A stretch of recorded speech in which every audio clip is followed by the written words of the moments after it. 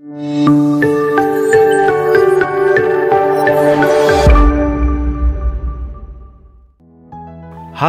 selamat sore, selamat datang, dan selamat beribadah di GKI Taman Aries. Sebelum memulai ibadah, mari kita simak beberapa informasi kegiatan gereja berikut ini. Mari kita bersekutu di dalam doa Mazmur pada hari Rabu 14 Juni 2023 pukul 19.30. Renungan dari Mazmur 141 akan dilayankan Saudari Yosefa Ardiana Krisnadewi. Mari Opa Oma, Bapak Ibu, kita bersekutu di dalam rindu, riang dalam usia indah. Pada hari Jumat, 16 Juni 2023, pukul 10 pagi, dengan tema Mukjizat melalui atap rumah. Firman Tuhan akan dilayankan oleh Pendeta Rinto Tampubolon. Mari kita saling menguatkan di dalam sapaan doa setiap hari Sabtu pada minggu pertama dan ketiga jam 7 pagi secara onsite di gedung gereja maupun melalui YouTube.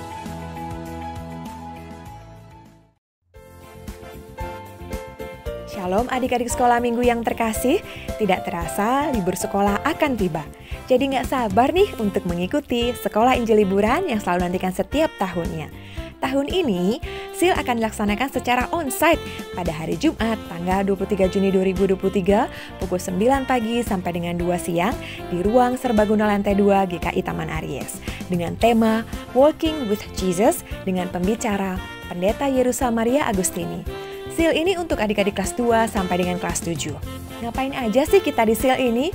Kita akan memuji Tuhan, belajar firman-Nya, juga ada prakarya atau aktivitas dan games yang seru.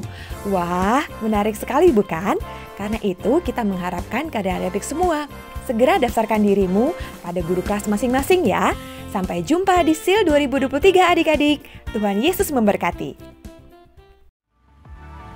Halo teman-teman dewasa muda. Kabar gembira karena Komisi Dewasa Muda akan mengadakan acara kebersamaan berupa trekking di Bogor, Jawa Barat pada tanggal 24 Juni 2023. Acara ini diadakan khusus untuk para jemaat dewasa muda GKI Taman Aries. Trekking ini memiliki total jarak tempuh kurang lebih 4 km dengan estimasi waktu tempuh 2 jam. Biaya pendaftaran trekking ini sebesar Rp100.000 per peserta. Info lebih jelasnya bisa langsung ditanyakan ke booth pendaftaran di depan gereja setelah selesai kebaktian atau hubungi nomor panitia di bawah ini. Yuk segera daftar sekarang, ditunggu ya!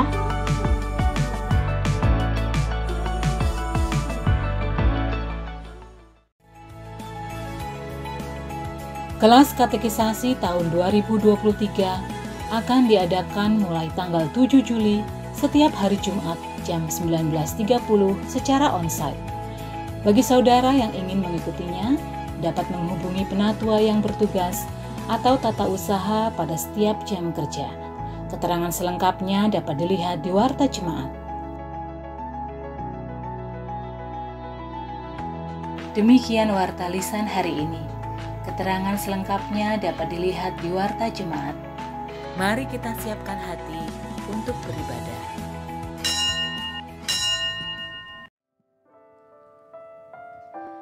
Selamat sore Bapak Ibu Saudara semua.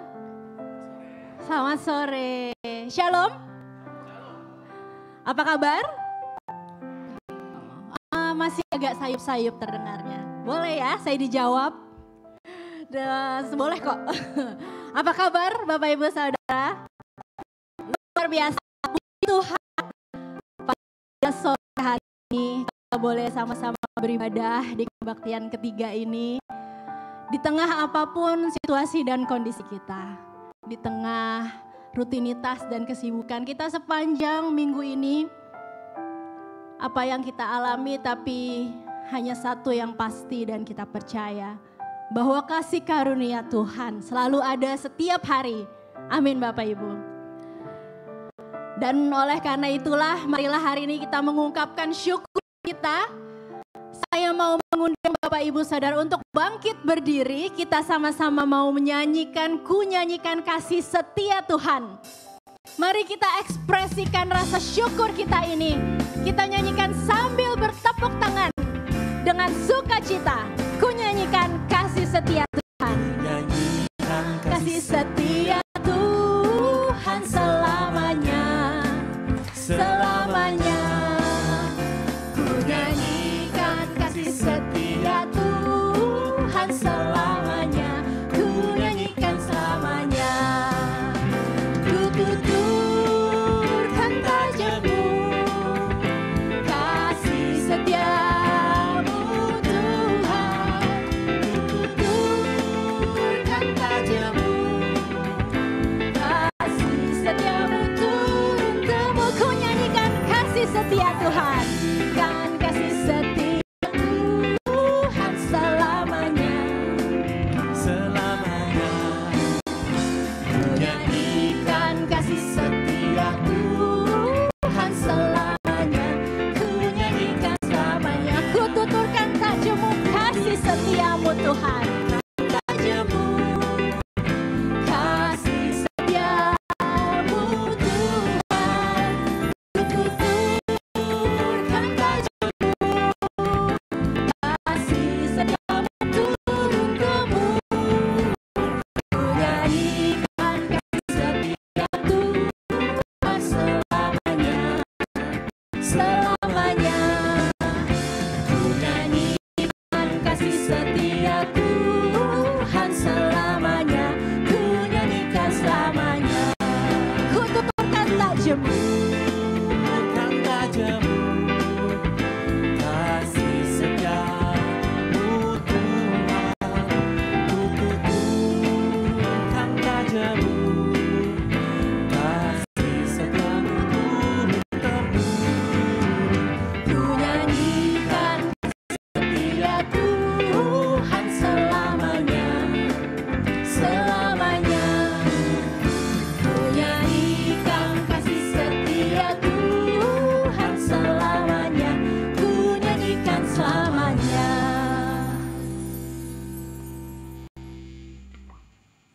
Kita akan mengawali ibadah kita pada saat ini dengan satu pengakuan bahwa pertolongan kita adalah dalam nama Tuhan yang menciptakan langit dan bumi.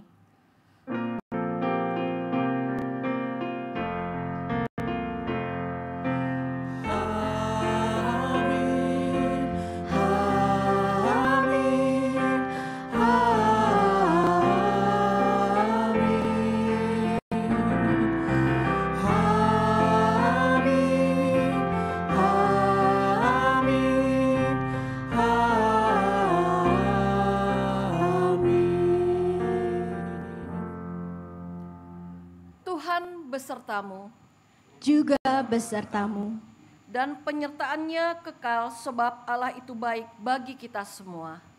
ya Allah itu baik. Dia menyediakan yang kita perlukan sekarang dan selama-lamanya. Mari masih dengan bangkit berdiri, saya mengajak sekali lagi kita mau puji Tuhan. Kita mau katakan bahwa Allah itu baik. Allah itu baik, sungguh baik bagiku. Ditunjukkannya kasih setianya.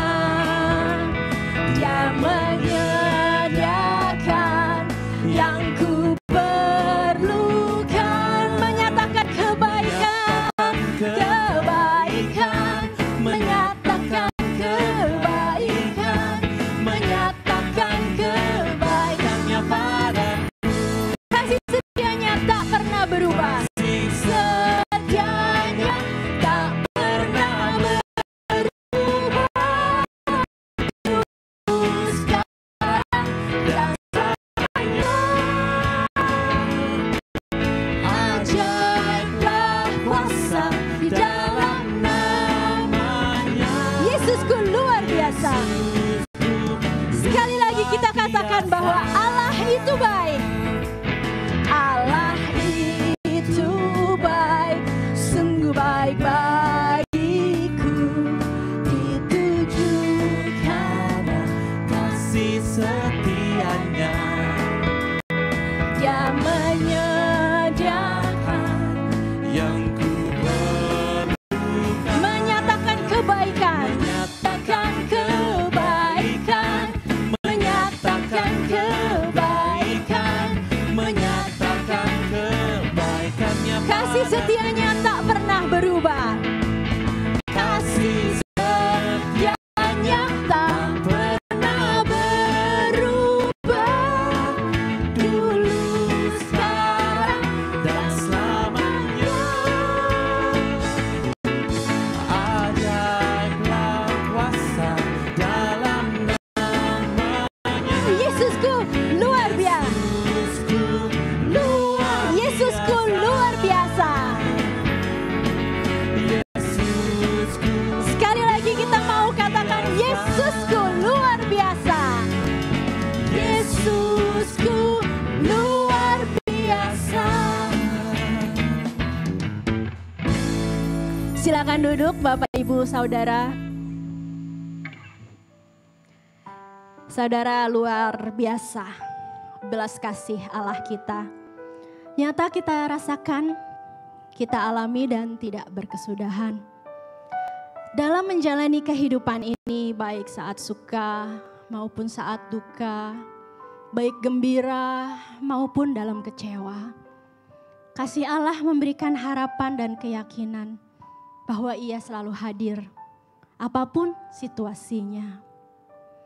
Alkitab mencatat Tuhan menyatakan belas kasih-Nya dengan menghampiri orang yang sakit, orang yang putus asa, bahkan orang yang berdosa tanpa menghakimi. Lalu bagaimana dengan kita? Apakah kita yang sudah mengalami dan merasakan belas kasih Allah itu sudah memberikan kasih kepada sesama tanpa menghakimi, tapi dengan ketulusan hati? Mari kita bersama memeriksa diri kita, berdoa secara pribadi di hadapan Tuhan.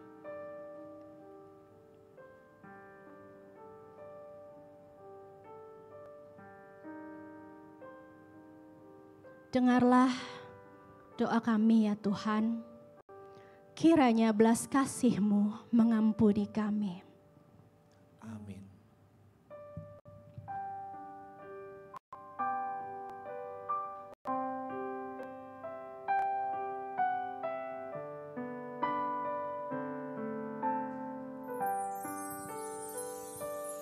Tuhan, ku bila hati kawanku terluka oleh tingkah ujarku dan kehendakku jadi paduku, ampunilah.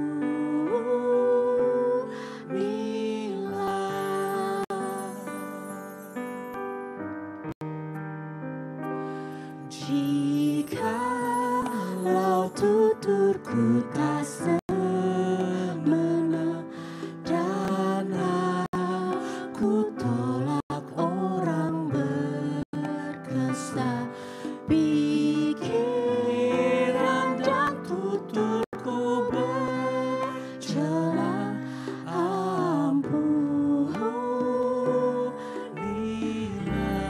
Mari kita mau menyanyikan bait yang ketiga sambil bangkit berdiri.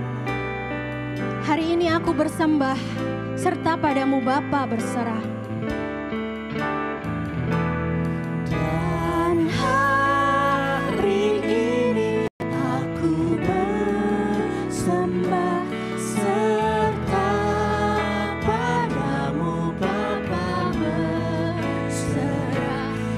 Berikan aku kasih-Mu besar.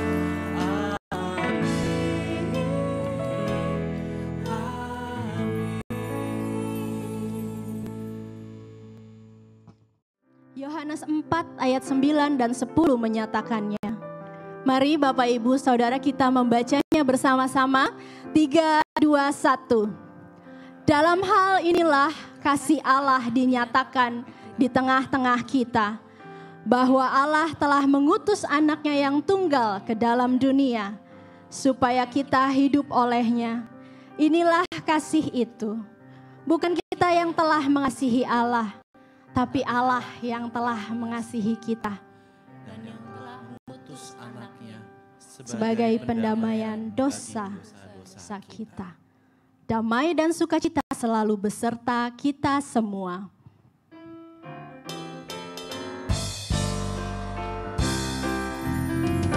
Bersukacitalah selalu, tunjukkan wajah gembiramu. Lihat teman di kanan kiri dan di sekitarmu.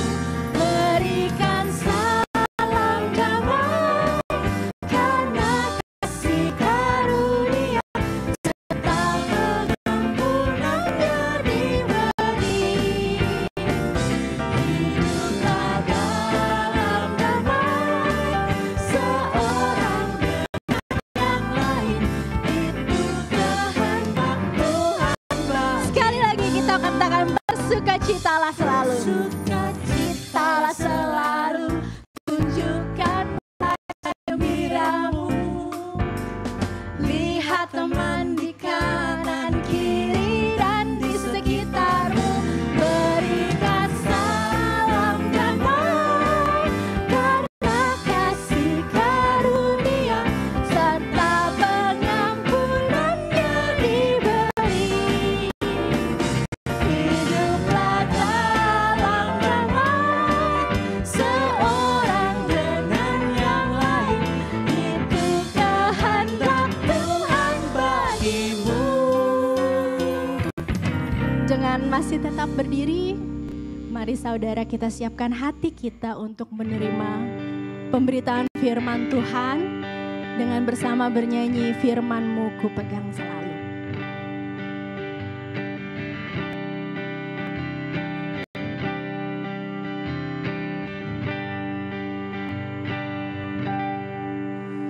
Firman-Mu ku pegang selalu, saat duka, saat senang, jalan hidup yang akan datang, tangan Tuhan yang memegang. Pencobaan menghimpit aku dan menjadi keluhanku. Firman-Mu ku pegang selalu, sayap-Mu tempat berteduh. Tuhan, ku pegang selalu. Hilanglah keraguanku.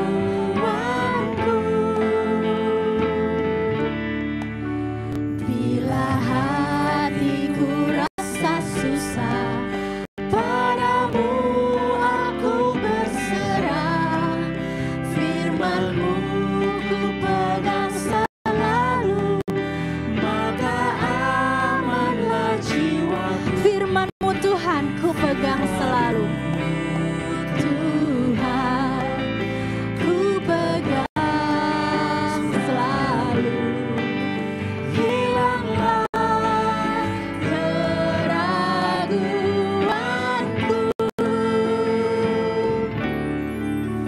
Bila hatiku rasa susah, padamu aku berserah.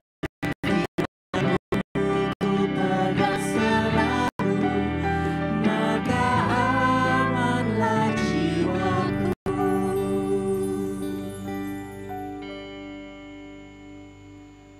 Kita berdoa. Melalui ibadah pada sore hari ini ya Tuhan, kami sungguh ingin mengalami perjumpaan dengan Tuhan sendiri.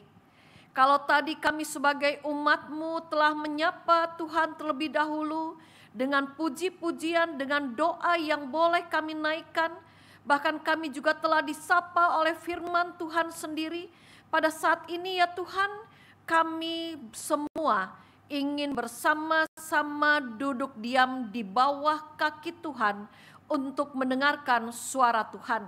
Biarlah kiranya Roh Kudus Tuhan sendiri yang akan menolong setiap kami, agar ketika kami merenungkan firman-Mu, kami sungguh-sungguh dapat memahami apa yang Tuhan kehendaki untuk kami lakukan dalam hidup kami sebagai anak-Mu. Biarlah kiranya Roh Kudus Tuhan sendiri juga yang akan memberkati, yang akan menopang hamba-Mu, yang akan menyampaikan kebenaran firman-Mu pada saat ini. Ya Bapa di surga, biarlah kiranya Engkau sendiri yang berfirman pada saat ini. Dan di dalam nama Tuhan Yesus kami berdoa. Amin.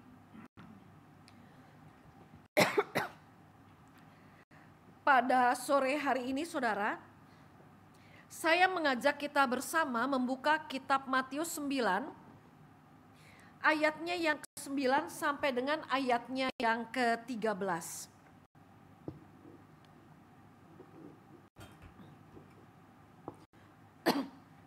Matius pasalnya yang ke-9, ayatnya yang ke-9 sampai dengan ayatnya yang ke-13. Kita akan membacanya secara bergantian ya. Saya akan membacakan setiap ayatnya yang ganjil, dan saya meminta kesediaan Bapak dan Ibu dan saudara semua untuk membaca setiap ayatnya yang genap. Yang demikianlah Injil Tuhan Yesus Kristus. Setelah Yesus pergi dari situ, ia melihat seorang yang bernama Matius duduk di rumah cukai. Lalu ia berkata kepadanya, "Ikutlah aku." Maka berdirilah Matius lalu mengikut dia.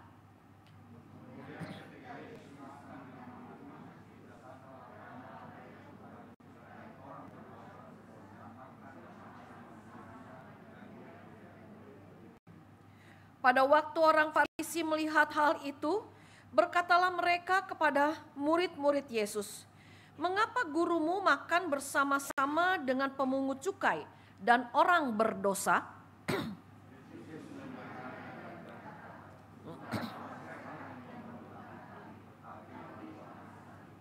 Jadi pergilah dan pelajarilah arti firman ini. Yang ku kehendaki ialah belas kasihan dan bukan persembahan, karena aku datang bukan untuk memanggil orang benar, melainkan orang berdosa. Sedemikian jauh pembacaan Injil Tuhan Yesus. Kita senantiasa diingatkan bahwa yang berbahagia adalah kita yang siap bukan hanya untuk membaca dan merenungkan firman Tuhan, namun yang berbahagia adalah kita yang siap untuk memeliharanya melalui dan di dalam hidup sehari-hari. Haleluya.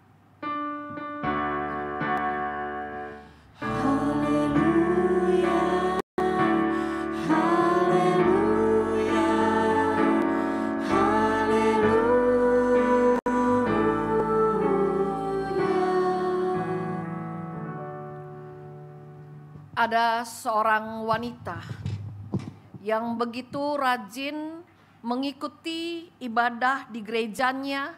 Dia juga sangat aktif di gerejanya. Jadi dalam kehidupan wanita ini boleh dikatakan tidak pernah dia absen dari kegiatan bergereja. Baik itu melayani di gereja, ikut ambil bagian dalam berbagai kegiatan di gereja, pun di dalam ibadah-ibadah. Wanita ini sangat rajin sekali untuk mengikuti semuanya itu.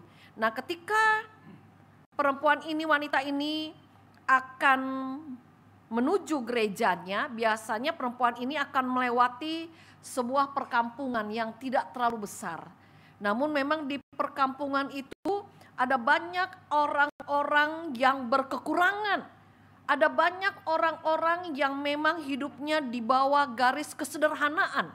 Jadi ketika wanita ini akan pergi ke gerejanya, lalu orang-orang yang ada di perkampungan itu melihat dia, biasanya karena didorong oleh perasaan lapar mereka, orang-orang itu meminta belas kasih dari si wanita ini untuk bisa memberikan sedikit saja makanan atau sedikit saja uang untuk mereka bisa membeli makanan. Tetapi rupanya saudara, Karena wanita ini begitu sibuk memikirkan apa yang menjadi tugas-tugasnya di gereja. Dia sibuk memikirkan apa yang menjadi tugasnya ketika nanti ibadah berlangsung. Wanita ini pada akhirnya menjadi tidak bisa mendengar, bahkan juga tidak bisa melihat rintihan orang-orang yang ada di sekitarnya. Dia tidak bisa melihat adanya anak-anak kecil yang terkadang meminta belas kasihan karena mereka dalam kondisi yang lapar. Itu berlalu demikian terus, ya setiap kali dia lewat ada saja yang berseru kepadanya meminta tolong supaya mereka bisa makan. Tetapi setiap kali juga wanita ini tidak bisa mendengar, tidak bisa melihat karena dia terlalu sibuk dengan berbagai pikiran mengenai kegiatan, mengenai pelayanan, mengenai ibadah di gerejanya. Suatu kali seperti biasa dengan sukacita wanita ini pergi ke gereja. Tapi kali ini dia menjadi terkejut karena ternyata gerejanya yang selama ini selalu terbuka, pintunya selalu terbuka. Kali ini si wanita itu justru mendapatkan bahwa pintu gerejanya itu tertutup. Ini sesuatu yang aneh yang belum pernah terjadi sebelumnya. Nah, wanita itu dengan rasa penasaran, dia terus pada akhirnya menghampiri pintu gerejanya. Dan rupa-rupanya saudara, di pintu gereja yang tertutup itu ada tulisan kecil yang rupanya ditempelkan di sana. Dan tulisan itu bertuliskan, "Maaf, aku Tuhanmu sedang keluar." Ya, maaf, aku Tuhanmu sedang keluar. Nah, saudara, melalui ilustrasi tadi, melalui tulisan tadi, sebenarnya kita ingin diingatkan bahwa ibadah kita itu bukan hanya terjadi saat kita melaksanakan ibadah di gereja, saat kita melayani Tuhan di gereja, saat kita aktif di gereja, tetapi ibadah kita itu seharusnya mewujud dalam hidup sehari-hari. Bukan hanya ketika kita melakukan kegiatan di gereja, beraktivitas di gereja, di situ kita beribadah kepada Tuhan. Jadi di sini kita diingatkan bahwa kita tidak boleh membedakan antara ketika saya hidup di gereja dengan ketika saya hidup di luar gereja. Ketika hari Minggu dengan ketika di hari-hari yang lain. Nah, melalui cerita yang dituliskan oleh Anthony de Mello juga kita diingatkan bahwa bagi Tuhan, bagi Allah, yang lebih penting daripada kita mengikuti berbagai kegiatan ini dan itu, melakukan ini dan itu di gereja, ada hal yang penting yang Allah mau untuk kita lakukan dalam kehidupan kita sehari-hari, yaitu Allah ingin bahwa dalam kehidupan kita sehari-hari, hidup kita adalah hidup yang memiliki belas kasih Allah kepada sesama. Sebelum kita melayani di gereja, sebelum kita mengikuti ini dan itu di gereja, pada saat ini Allah juga mengingatkan kita, jangan kita sampai melupakan banyak orang yang ada di sekitar kita yang sesungguhnya memerlukan belas kasih Allah dari kita sebagai anak-anaknya. Dan dari cerita tadi juga kita diingatkan kembali bahwa belas kasih kepada Allah itu akan mewujud di dalam kehidupan kita. Kasih kita kepada Allah itu pasti akan mewujud di dalam hidup kita dengan kita hidup mengasihi sesama. Kalau kita mengatakan kita hidup mengasihi Allah, seharusnya lah hidup kita juga mencerminkan bahwa kita hidup sebagai anak-anak Allah yang mengasihi sesama. Sama seperti saudara saat ini di belakang ada salib ini, ada garis vertikal, ada garis horizontal. Vertikal menunjukkan hubungan kita, keterarahan kita kepada Allah. Sebagai anak-anak Allah, Allah tidak mau kita hanya melulu menyembah Allah di dalam gereja, beraktivitas melulu hanya di dalam gereja. Tetapi pada saat yang sama, pada saat ini firman Allah mengingatkan bahwa kasih kepada Allah, ibadah kepada Allah itu harus mewujud juga dengan sikap hidup yang penuh belas kasih kepada sesama. Atau kalau boleh saya gambarkan saudara, saya punya uang. Ya, uang kita semua pasti terdiri dari dua sisi. Kalau tidak terdiri dari dua sisi, maka uang ini tidak punya nilai nominal, tidak punya nilai tukar. Mungkin misalnya kalau sekali waktu saya lihat ada tukang cincongpan, biasanya tuh tukang cincongpan tuh saya nggak tahu tuh, hampir di semua GKI itu tukang cincongpan ya, suka selalu ada. Kalau lagi khotbah di gereja saya, kan jabat tangan, saya cuma bilang Cici beliin cincongpan. Kalau nggak kebagian, jadi saya kadang-kadang minta siapa aja beliin saya, iya, ya, Bang beli cincongpan, oke, ntar saya kasih segembok Bang. Segembok cepeceng. Wih, orang gereja banget nih. Ya. Saya bayar, saya minta 1 porsi. Saya kasih segepok cepeceng. Waduh, kamsya ya. Tapi Bang, kenapa Ci? Uang saya gambarnya cuma sebelah. Yang sebelah gak ada gambarnya. Si Inci stres. Bilang aja kalau mau minta. Gak ada gunanya. Uang ini kalau hanya punya gambar di satu sisi, tidak punya gambar di sisi lain, uang ini tidak ada nilai nominalnya. Ya, walaupun dia punya kegunaan yang lain. Nah, demikian juga kalau kita bisa mengatakan bahwa uang dengan satu sisi gambar saja, tanpa ada gambar di sisi yang lain, ini uang palsu, itu uang palsu, gak boleh begitu. Nah, demikian juga dengan kasih kita kepada Allah. Kalau kita mengasihi Allah, mengatakan aku mengasihi engkau, tetapi dalam kehidupan kita nyatanya kita tidak peduli kepada sesama, tidak punya belas kasih kepada sesama, maka kasih kita kepada Allah pun boleh dikatakan sebagai kasih yang palsu. Kalau kita sungguh mengasihi Allah, firman Allah mengingatkan harusnya kita juga punya hati yang berbelas kasih, yang mengasihi sesama. Seperti yang Tuhan Yesus contohkan dalam bacaan kita pada saat ini, seperti yang disaksikan dalam bacaan kitab Matius pada sore hari ini. Jadi saudara yang dikasihi oleh Tuhan, di dalam kitab Matius ini kita berjumpa dengan Yesus yang pada waktu itu memanggil Matius si pemungut cukai. Yang bagi bangsanya sendiri dia sudah dianggap sebagai sampah masyarakat.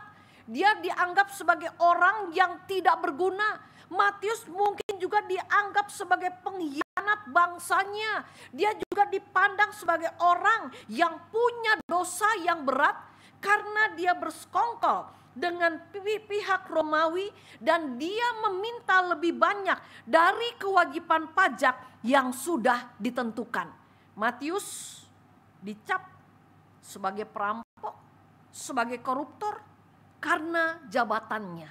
Matius di dalam kehidupan sosialnya ditolak keras, dianggap najis oleh bangsanya sendiri. Tetapi saudara, pada sore hari ini kita bisa melihat justru yang ditolak keras, yang dianggap sebagai sampah, yang dianggap sebagai orang yang punya dosa besar, yang dianggap najis oleh bangsanya sendiri, justru pada saat ini kita melihat Yesus justru memanggilnya ketika dia sedang duduk di rumah cukai. Yesus mengatakan kepadanya, ikutlah aku. Maka firman Tuhan mengatakan, maka berdirilah Matius mengikuti dia. Saudara, kalau kita lihat dalam bacaan kita pada saat ini, mengapa Yesus memanggil Matius yang pada waktu itu sedang berada di rumah cukai? Mengapa Yesus memanggil Matius yang notabene adalah sampah masyarakat, orang yang dianggap punya dosa besar, orang yang najis, orang yang ditolak oleh bangsanya sendiri? Hal itu disebabkan karena Yesus punya belas kasih kepada Matius. Yesus merasakan betapapun bergelimang harta dari hasil memungut cukai yang dimiliki oleh Matius, tetapi Yesus tahu pasti bahwa hati Matius tersiksa, dia tidak bahagia, dia tidak tenang karena dia harus hidup sebagai musuh, sebagai ancaman bagi bangsanya sendiri. Kalau kita lihat di sini, Yesus memanggil Matius untuk memulihkan keadaan Matius. Dari yang dianggap sampah diubah menjadi manusia yang berharga di hadapan Allah. Saudara, kita bisa melihat di sini sapaan Yesus yang sangat singkat, ikutlah aku. Itu sungguh-sungguh memulihkan keadaan dari Matius. Kita bisa melihat, saudara, pada akhirnya kita bisa lihat betapa Matius merasa begitu berharga di hadapan Yesus, betapa dia begitu bahagia dipanggil ikutlah aku. Maka kita bisa melihat apa yang Matius lakukan untuk selanjutnya. Kita bisa melihat bahwa Matius pun pada akhirnya mengundang teman-temannya, para pemungut cukai yang lain, orang-orang berdosa yang lain yang sama-sama dianggap sampah masyarakat, untuk mereka juga datang makan bersama dengan Yesus.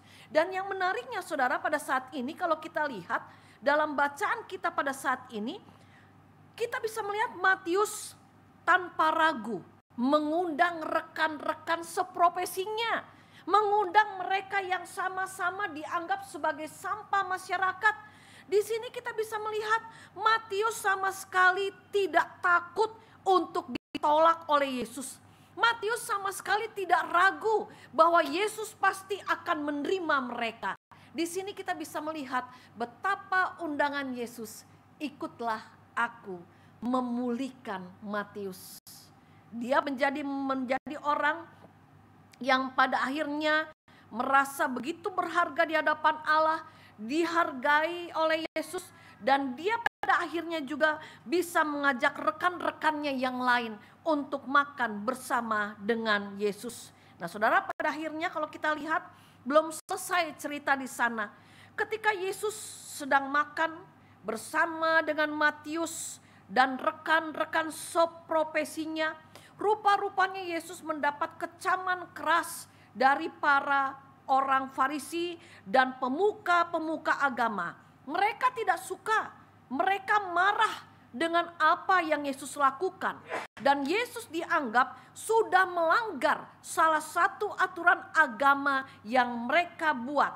Karena bagi kaum Farisi, bagi kaum Yahudi, ritual makan bersama merupakan praktek agama yang penting, yang menunjukkan adanya persekutuan di antara persekutuan di antara umat Allah. Nah, dengan Yesus makan bersama dengan para pemungut cukai, artinya di sini Yesus telah melanggar aturan agama dan telah berkompromi dengan orang-orang berdosa. Karena pada waktu itu, saudara, bagi para tokoh agama khususnya, orang-orang Yahudi itu haram hukumnya bicara, apalagi berjalan, apalagi makan dengan para pendosa. Tapi kok Yesus mau makan bersama mereka. Dan saudara, kalau kita lihat pada akhirnya Yesus dengan tegas merespon kritik keras dari para Farisi, dan dia mengatakan bukan orang sehat yang memerlukan tabib, tetapi orang sakit. Yang kukehendaki ialah belas kasihan dan bukan persembahan, karena aku datang bukan untuk memanggil orang benar, melainkan orang berdosa. Dari jawaban Yesus dari atas kritikan tokoh-tokoh agama itu, di sini Yesus ingin mengatakan ya benar bahwa Matius ini bukanlah orang yang benar, dia adalah orang yang berdosa. Ya, Yesus mengakui benar Matius bukan orang benar, dia adalah orang berdosa. Lalu hal yang kedua yang Yesus ingin katakan adalah Matius ini bukanlah orang yang sehat, tetapi dia adalah orang yang sakit. Oleh karena itu itu dia mau menjalankan tugas sebagai pemungut cukai. Walaupun banyak hal yang pada akhirnya membuat apa yang Matius lakukan, membuat banyak orang pada akhirnya menjadi kecewa, menjadi marah dan tidak menyukainya. Saudara, kalau kita lihat pada saat ini,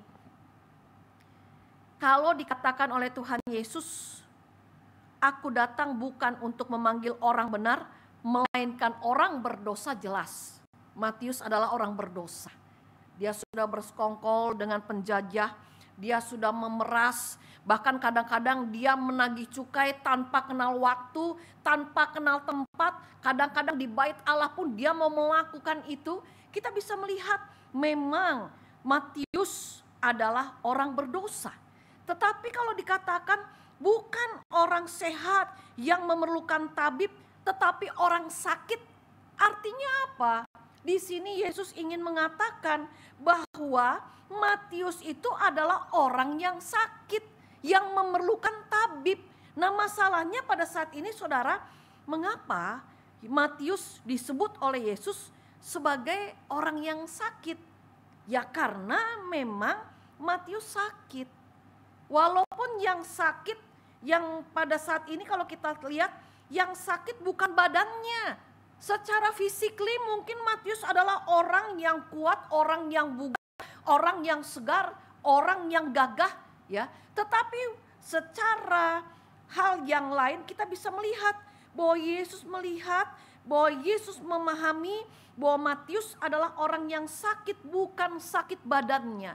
Tapi Yesus melihat bahwa Matius adalah orang yang sakit hatinya, orang yang sakit pikirannya, orang yang sakit perasaannya, sehingga tindakannya pun pada akhirnya menyakiti sesama. Saudara yang dikasihi oleh Tuhan, kalau Matius tidak sakit pikirannya, kalau Matius tidak sakit hatinya, maka dia tidak akan tega memeras bangsanya sendiri. Kalau dia bukan orang yang sakit, maka dia tidak akan mau bekerja sama dengan penjajah bangsanya. Kalau dia bukan orang yang sakit hatinya, sakit pikirannya, maka dia tidak akan menagih cukai ketika ada di tempat ibadah, ketika orang-orang sedang beribadah. Kalau Matius adalah orang yang tidak sakit, maka kita bisa melihat pasti ada perasaan malu dalam diri Matius ketika dia harus berhubungan dengan sesamanya yang lain. Nah, saudara, kita bisa melihat di sini bahwa Yesus tahu Matius itu orang yang sakit. Kalau nggak sakit, tindakannya pasti akan oke-oke saja. Tapi Matius ini adalah orang yang sakit, dan Yesus mengatakan di dalam belas kasihnya bahwa bukan orang yang sehat yang memerlukan tabib, tetapi orang sakit. Ini lagu sekolah minggu dari zaman saya kecil ini ada ini ya. Orang sehat tak perlu dokter, tapi yang sakit perlu dia. Tuhan tak panggil yang benar, panggil yang dosa. Matius sakit.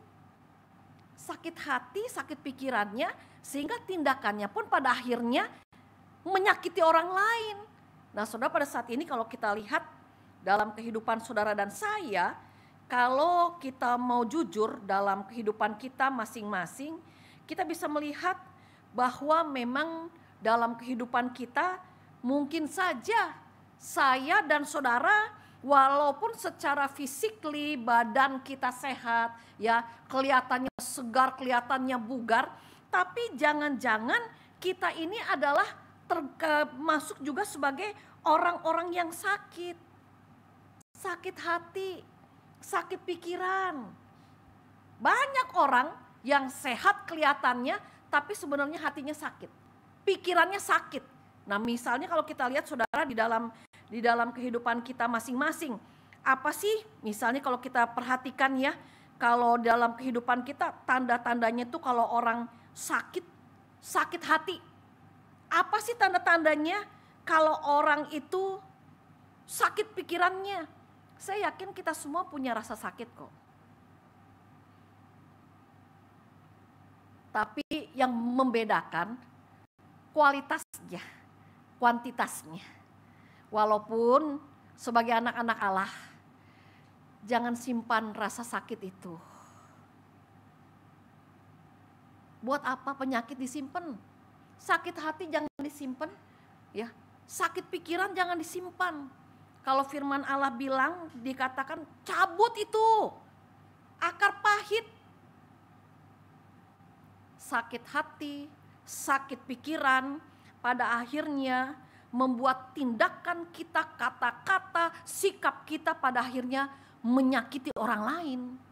Gara-gara kita sakit hatinya, gara-gara pikiran kita sakit, kita pada akhirnya tindakan kita, kata-kata kita pada akhirnya adalah tindakan dan kata-kata yang menyakiti orang lain. Nah saudara, kalau kita lihat dalam kehidupan kita ya, kalau kita lihat ketika kita suka iri kepada orang lain, ketika kita suka menipu, ketika kita tidak suka melihat kalau ada orang lain memiliki kelebihan dibandingkan dengan kita, maka sebenarnya kita sedang sakit.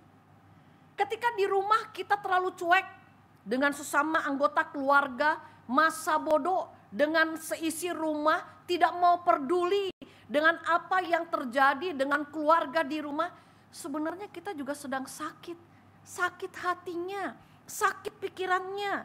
Mungkin juga saudara ketika kita suka ada orang-orang tertentu yang mudah tersinggung, yang mudah emosional, yang selalu mau menang sendiri, yang suka mencari kesalahan orang lain, yang merasa superior dibandingkan orang yang lain. Itu juga sebenarnya tanda-tanda orang itu sakit, sakit hati, sakit pikirannya. Orang yang sakit, kata-kata yang keluar dari mulutnya umumnya tidak sedap didengar. Ya, orang yang sakit umumnya suka meremehkan orang lain, banyak berkata sinis dan suka mengkritik orang lain. Kalau bicara, asal bicara tanpa memikirkan perasaan orang lain. Nah, saudara, itu juga tanda orang sakit.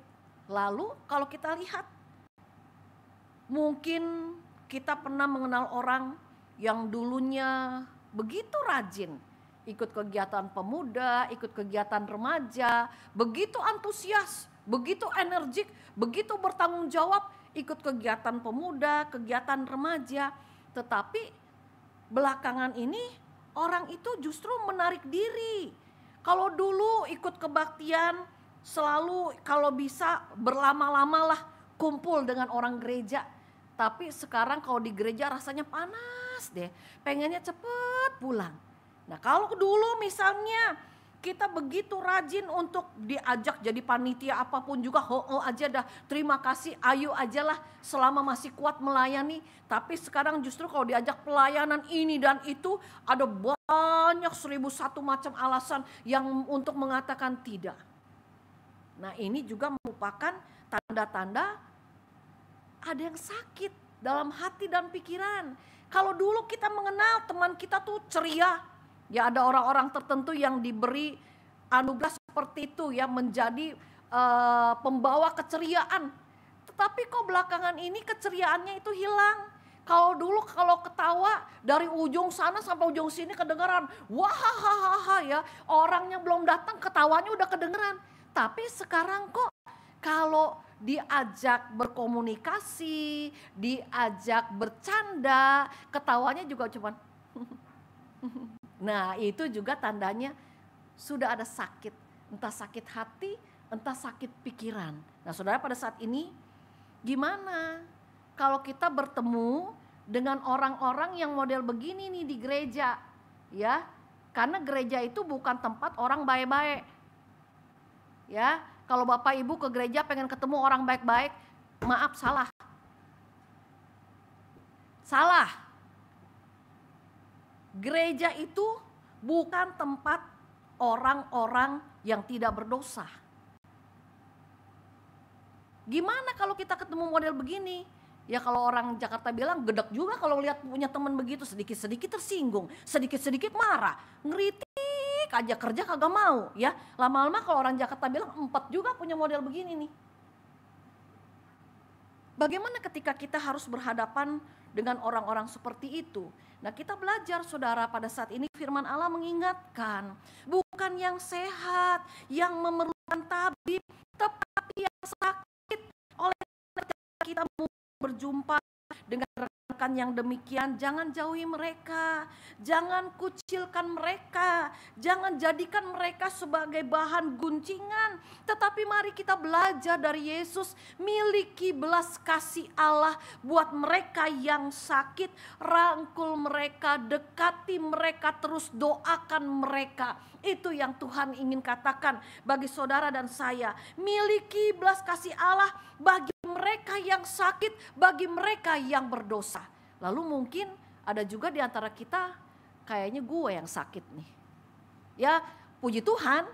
Ya, saya sih oke loh. Kalau saya menyadari, oh ya, aku lagi gak oke nih. Aku sakit hati nih. Aku ada sakit pikiran nih. Kelihatannya nih mulut belakangan ini kayaknya remnya kayaknya belum nih. Kalau ngomong nih gue suka semau-mau gue nih, gak mikir. Ya, masa bodoh orang mau sakit hati mau enggak. Ntar kalau ada orang bilangin, kalau ngomong hati-hati lo orang gereja.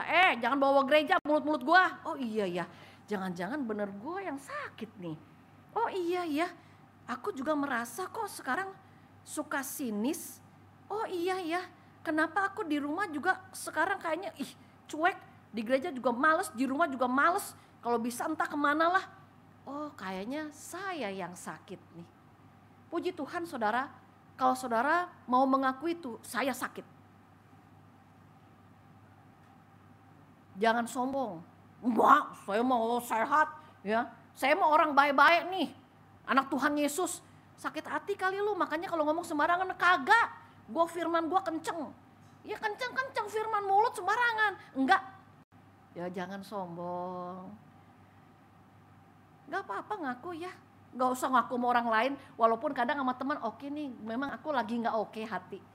Bagus loh, kadang-kadang hati saya itu terlalu sibuk Pak. Pikiran saya kadang terlalu sibuk sampai kadang-kadang kita gak bisa merasakan sesungguhnya apa sih yang sedang kita rasakan begitu. Nah saudara, ketika kita tahu oh ya Tuhan aku sakit nih.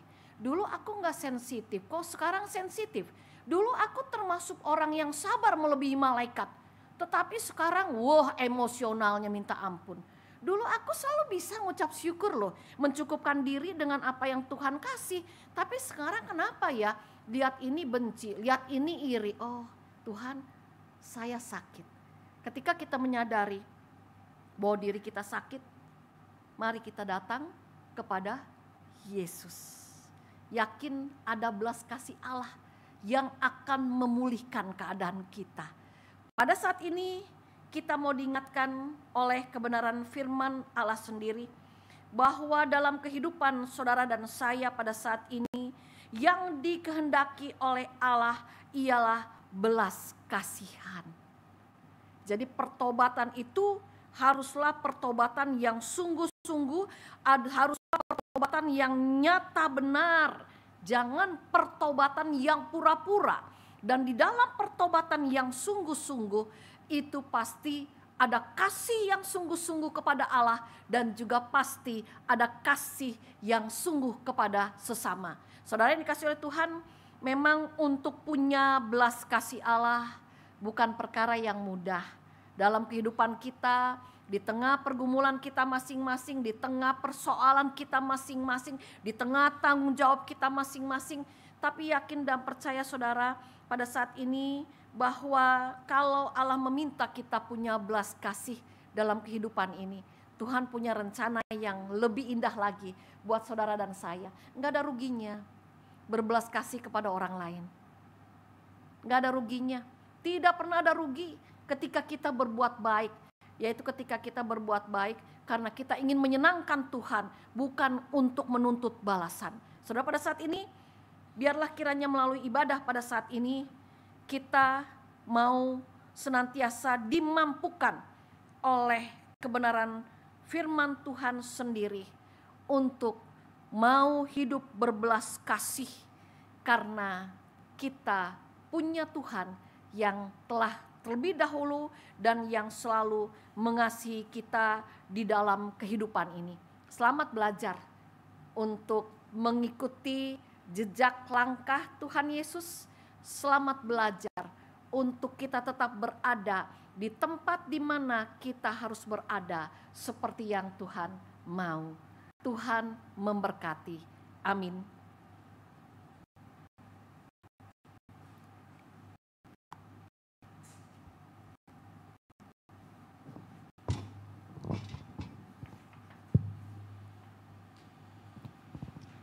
Bapak, Ibu, Saudara, belas kasih Allah selalu hadir dalam kehidupan saya dan saudara sebagai orang percaya. Seperti Tuhan telah memulihkan Matius kita pun yang sudah dipulihkan, maka sudah sepantasnya kita memberi diri untuk Tuhan pakai sebagai jalan berkat bagi sesama kita. Mari kita mau katakan melalui pujian ini sebagai respon kita, pakailah aku jalan berkat-Mu, memancarkan cahayamu di jalan hidup yang lebar sempit.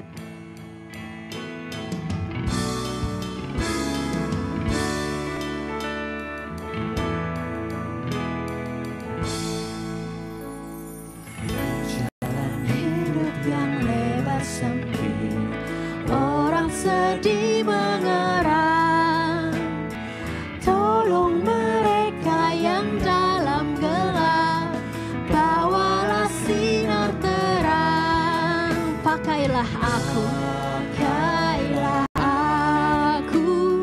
jalan berkat-Mu, memancarkan cahaya-Mu. Buatlah aku Tuhan saluran berkat-Mu. Saluran berkat bagi siapa yang risau menang. Kita nyanyikan bait yang ketiga, saya undang saudara untuk bangkit berdiri. Seperti Tuhan memberi padamu dan mengasihi engkau. Beri padamu dan mengasihi dikau, beri bantuanmu di mana perlu, Yesus mengutus engkau. Pakailah aku jalan berkat-Mu, memancarkan cahaya-Mu. Buatlah aku Tuhan saluran berkat. Saluran berkat bagi siapa yang Sekali lagi kita katakan, pakailah aku Tuhan sebagai jalan berkat-Mu. pakailah aku jalan berkat-Mu, memancarkan cahaya-Mu. Buatlah aku saluran berkat bagi siapa yang risau menang.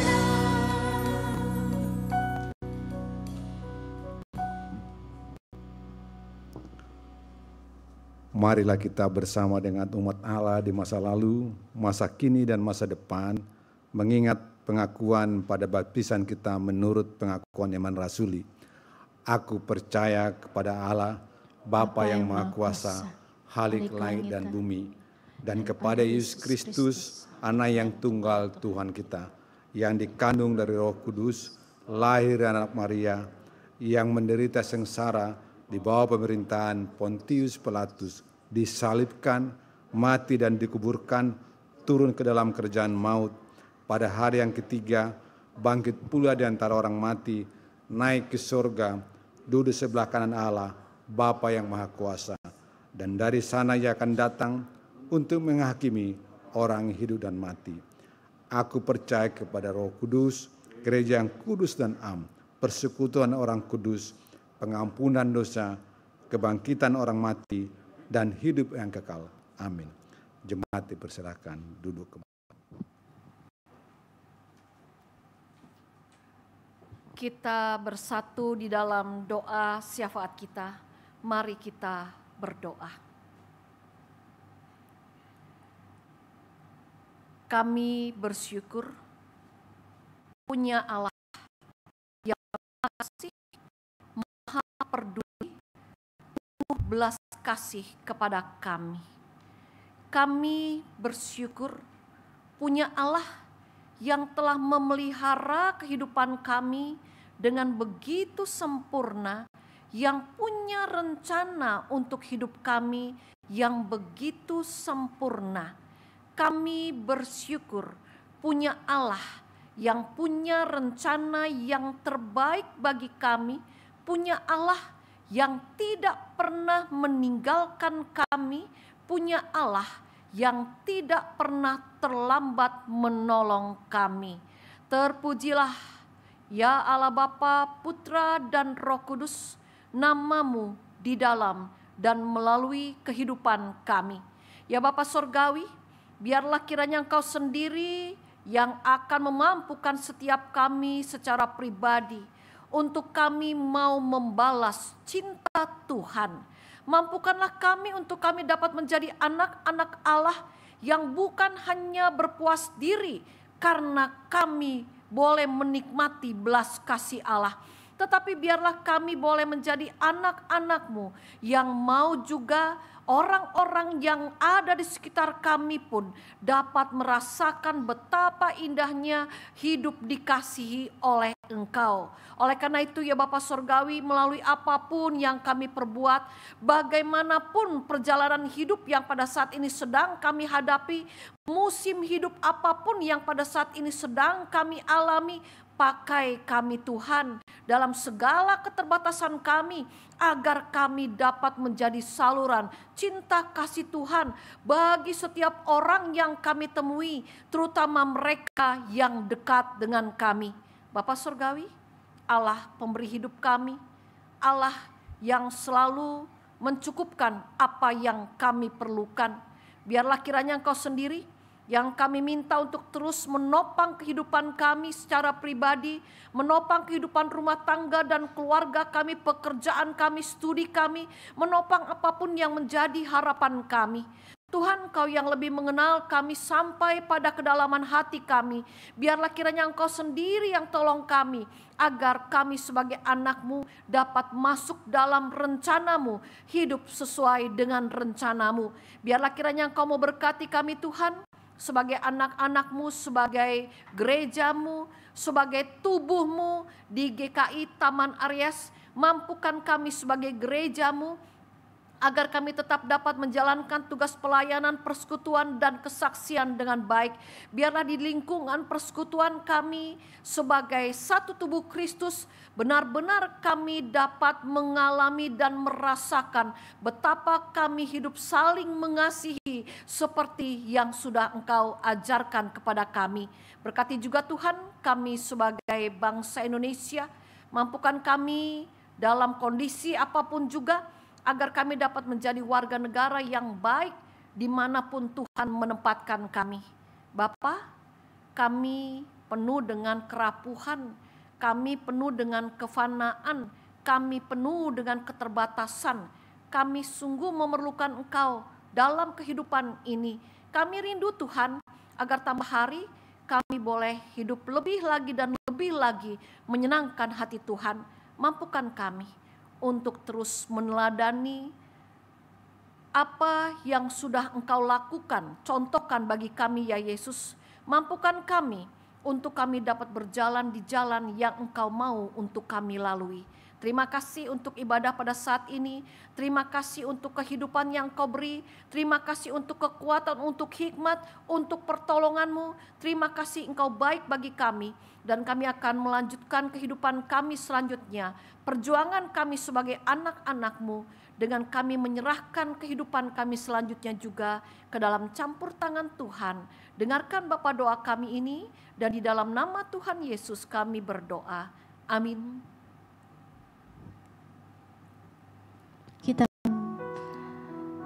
memasuki persembahan. Marilah kita mempersembahkan hidup kita untuk menyatakan kasih Allah agar hidup kita menjadi ibadah yang sejati. Seperti tertulis dalam Roma 12 ayat 1. Karena itu, saudara-saudara, demi kemurahan Allah aku menasihatkan kamu, supaya kamu mempersembahkan tubuhmu sebagai persembahan yang hidup, yang kudus, dan yang berkenan kepada Allah. Itu adalah ibadahmu yang sejati.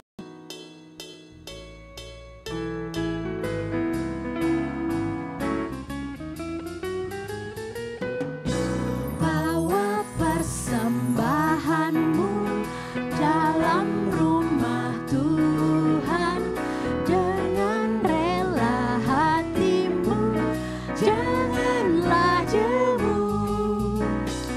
Bawa persembahanmu, bawa dengan suka.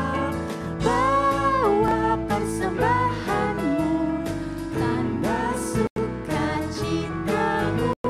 Bawa persembahanmu, ucaplah syukur. Persembahkan dirimu.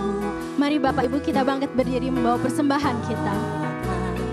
Oleh kerajaannya makin nyatalah damai dan sejahtera diberikan Tuhan.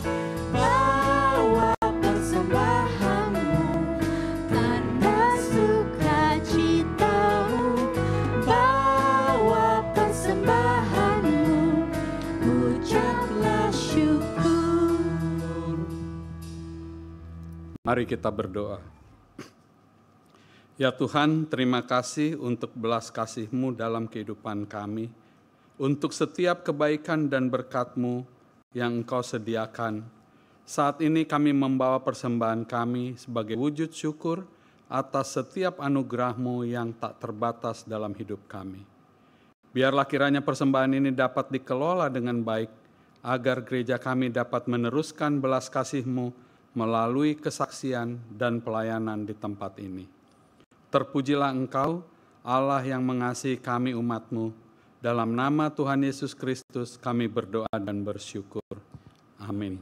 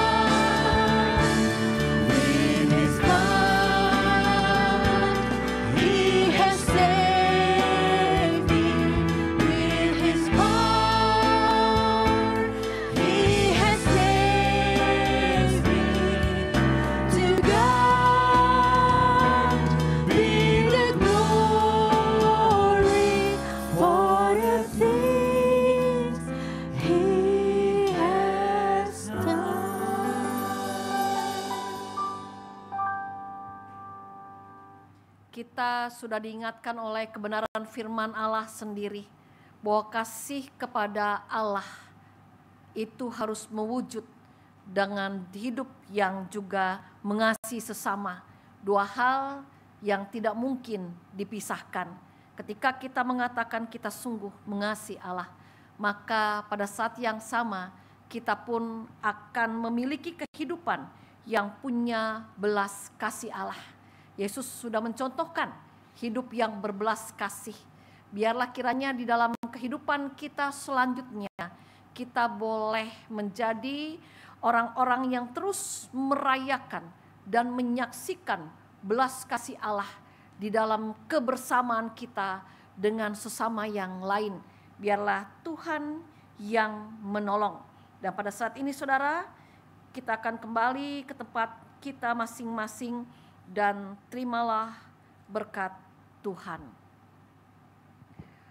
kasih karunia Tuhan Yesus Kristus, dan kasih Allah Bapa dan persekutuan dengan Roh Kudus menyertai kamu sekalian dari sekarang sampai selama-lamanya. Amin.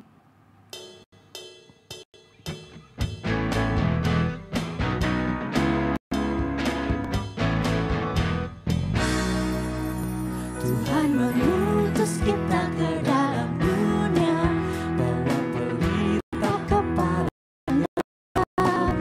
Meski selanda duka, harus melayani dengan sepenuh. Dengan senang, dengan senang. Dengan senang, marilah kita melayani umatnya. Dengan senang, dengan senang, berarti kita memuliakan nama. Bait yang kedua dinyanyikan oleh perempuan saja.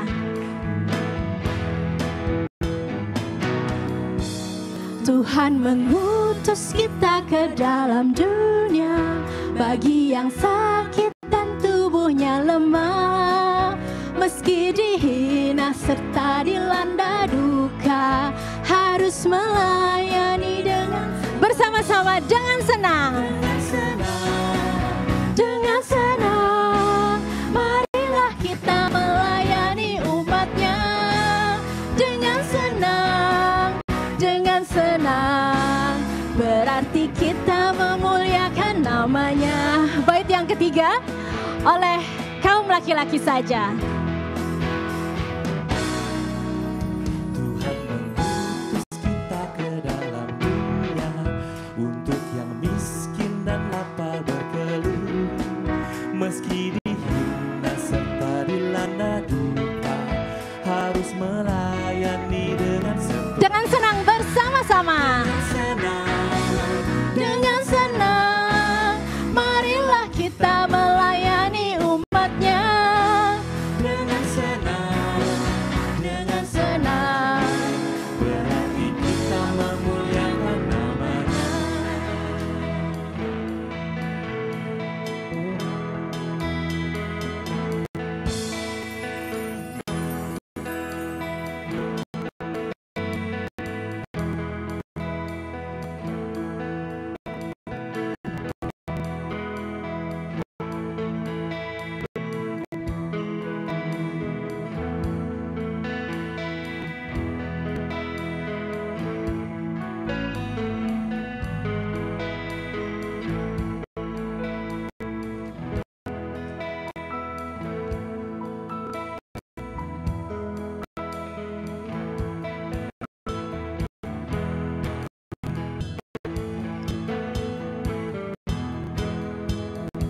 Saat hening bagi kita.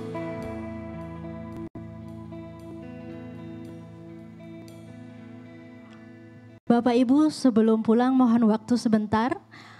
Akan ada kuesioner tentang saran untuk peningkatan pelayanan ibadah kebaktian 3. Apakah minggu lalu ada yang sudah mengisinya atau mungkin ada yang belum pernah mengisinya? Mohon boleh angkat tangan bagi yang belum mengisi kuesioner. Nanti petugas akan datang untuk memberikan kuesionernya. Dan yang kedua, Bapak Ibu, kami persilahkan setelah ibadah ini selesai, di depan telah tersedia ruang komunal untuk kita beramah tamah. Ada snack dan kopi dan teh untuk kita boleh bersama-sama berbincang-bincang. Mari kami persilahkan. Tuhan Yesus memberkati.